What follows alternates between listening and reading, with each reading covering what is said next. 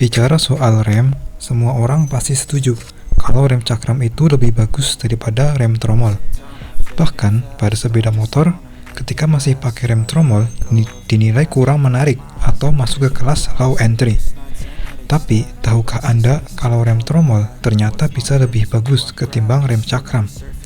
Karena ada yang hanya bisa dilakukan oleh rem tromol dan tidak bisa dilakukan oleh rem cakram. Lalu, apa saja? Simak dengan seksama. Yang pertama, rem tromol itu lebih tertutup ketimbang rem cakram. Coba saja lihat, kita nggak bakalan bisa melihat apa yang ada di dalam rem tromol, karena memang posisi rem ini masuk ke dalam velg. Jadi dengan desain tertutup seperti ini, bisa mencegah debu atau kotoran lain untuk bisa masuk ke sistem rem. Kemudian, debu dari kampas rem juga tidak akan mengotori velg, jadi velg akan tetap bersih. Yang kedua, rem jadi lebih awet. Jadi, rem cakram itu memang lebih pakem.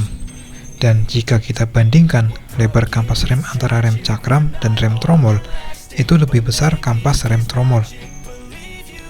Efeknya, dengan kampas rem kecil seperti ini, tapi dengan daya pengereman yang lebih pakem, membuat kampas jadi lebih gampang terkikis, sehingga kampas rem lebih cepat habis. Dengan kata lain, meski rem tromol itu kurang pakem jika dibandingkan dengan rem cakram, tapi kampas rem tromol itu jauh lebih awet. Yang ketiga, lebih aman. Mungkin banyak yang menganggap kalau rem cakram itu lebih aman karena lebih pakem. Jadi kalau buat ngerem sudah pasti lebih aman. Tapi lebih pakem saja tidak menjamin keamanan sistem rem. Kalau kita melihat dari sudut pandang yang lain, contohnya dari mekanisme penggerak remnya. Rem cakram lebih pakem karena pakai mekanisme hidrolik, yang ini minim sekali kerugian tenaganya. Tapi risiko dari sistem hidrolik itu yang pertama dan paling utama adalah masuk angin. Apalagi kalau minyak remnya nggak pernah diganti. Minyak rem bisa menggumpal dan tentu saja kalau sudah begini, itu nggak akan bisa digunakan untuk menggerakkan rem cakram. Dengan kata lain, rem bisa blong.